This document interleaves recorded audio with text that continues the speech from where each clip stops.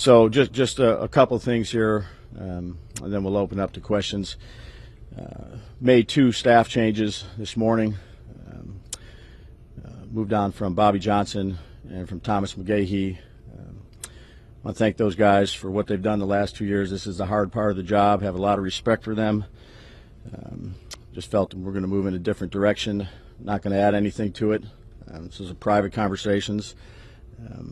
But I do respect both of those guys and what they've done the last 2 years, their commitment to the team, their work ethic, but wanted to make a change. So, again, those are private conversations. I'm not going to elaborate on any of it. Brian, what went into your thinking with deciding that Mike and Wink will both return? Yeah, it's my expectation that they're going to come back. I think they're good coaches. So it'd be good to have some continuity and bring them back. I know it's like, Wink talks about this as a destination place and things like that. It's good. I appreciate how hard they work, their commitment to the team. So that's my plan. Have you had conversations with them about that? Because I know you said last week you hadn't had conversations with people. Yeah, no, not yet. I haven't talked to those guys. I've talked to the guys that I've let go, but that's my expectation, and that's my plan. What is your overall message to the fans here at the end of the season, and what do you believe the identity of the Giants is? The message is, believe in the process. Again, we came in here year one, and we were able to go to the playoffs and win a playoff game, and this year didn't go as well as we wanted it to, for various reasons, and we've all got a hand in it, and we've all got to do better going into next year, and we will. That's what this off season's about, and I got a lot of faith in the staff and Dabe's, and our process, whether it's down in the weight room, the training staff, our draft process, free agency. I've got a lot of faith in the process, and we'll get this thing turned around. I know it's more than one thing, of course, but can you put your finger, as you kind of assessed it, what has gone wrong between last year and this year? No, there's not. I don't think there's one thing. I mean, there's a multitude of things. Things. Obviously the quarterback situation is. Yeah, I don't want to go through all 17 games, but again, like we were in. I mean, there's several games that we could have won for various reasons. Again, I'm not going to get into the details of every single game. You guys were there on, hey, if it would have went this way or the ball fell our way or, whatever it was, we could be in a different situation right now. So, again, we've got to have a good off season. We've got to be ready to go. We've got to start faster. And, again, we've got to be consistent week in and week out. Do you evaluate your second season? It was a tough season. That's part of the things that we'll do over the next few weeks is assess ourselves. I'm always evaluating myself on a daily basis because there's so many decisions that we make and so many things that go across my desk on a daily basis, and there's always room for improvement. At the end of the day, it starts with me, and I've got to do a better job throughout the entire organization. We're a 6-win team. You are what your record says you are, and I've got to do a better job. Last week that Saquon said he hopes in his exit meeting you guys shoot him straight. Is a second franchise tag a viable option for him, or is it get a long-term deal done or free agency? Yeah, again, Saquon and I will talk about that. That's a tool we have at our disposal. It wasn't when we redid his deal before he came to camp. That wasn't taken out of that deal. It wasn't a hey, we'll do this but no franchise tag. So that's an option we have on the table. We'll have those conversations. I'm not saying we will or we won't. A lot of those conversations will be had, over the next month or so.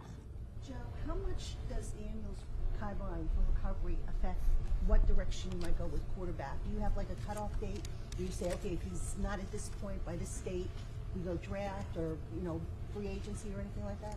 Yeah, I think like I said during the bye week, I think ultimately we have to do something. Like I said, whether it's the draft or a free agent, just because Tyrod's contract's up.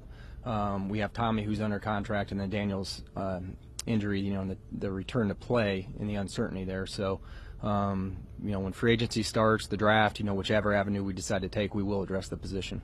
You had mentioned the last time we talked to you, Joe, that Evan Neal needs to get better, and then he never played again. So how do you look at him going into his third year? Can you pencil him in as he's one of our 5 starters, probably right tackle, or do you have to bring in competition at that spot? Yeah, we'll go through all those conversations over the next couple of weeks. Evan worked his tail off last offseason, came in great shape, had a good start to camp, had the concussion. So, again, I expect him to attack this offseason the same way, and, again, we'll see how it plays out. Joe, how do you evaluate Ryan's second season. Obviously, you guys had a promising first year, go to the playoffs, win a playoff game. How do you evaluate year two? I thought Brian did a good job. Again, if you've been in the league long enough, you've seen some teams quit, and you've seen some players mail it in at the end of the season. And I just think part of the reflection of the job that he did is we went through adversity, and sometimes you have to go through it. We're still in year two, so things were pretty good year one. We started fast, had a playoff win, and maybe you didn't see where all the issues were, whether it was in the building, on the team, and the coaching staff, whatever it may have been. So going through it, I think it sucked, but it also opened our eyes to some things that maybe need to change, or we need to get better, or we need to change a process. And I think the biggest thing for Daboll is that he kept the team together, and they continued to fight. They came and they prepared every week. The leaders, did a good job leading through difficult times, and again, I think the results showed yesterday. What has ownership's message been to you guys? I don't know if you had like a postseason meeting with John and Steve yet, but just curious what their overall tenor is about the season. Yeah, we talk to them on a daily basis. Yeah. Every day, pretty much. Yeah. Good conversations, private conversations, great ownership. I appreciate them. It's a good dynamic. Brian, are you bullish on your team and this franchise going forward? And if so, why? Yeah, look, I'm confident in what we do, how we do things. Certainly there's a lot of things that we can improve. That's what the offseason is for, really in every aspect, like Joe talked about. Look forward to getting started. It's as you all know, it's once things ends, it starts up, So then there's Senior Bowl and the East-West game and evaluations, player evaluations, and the combine. So that's all, you enjoy that part of it, trying to improve your football team and improve the things that, you think you can do better. And we can do better collectively to get going for the next part of the season. So, you want to be playing this weekend. That's the ultimate goal, to get yourself into that tournament. And we missed out on it. So look forward to getting back into it and trying to improve in every way possible.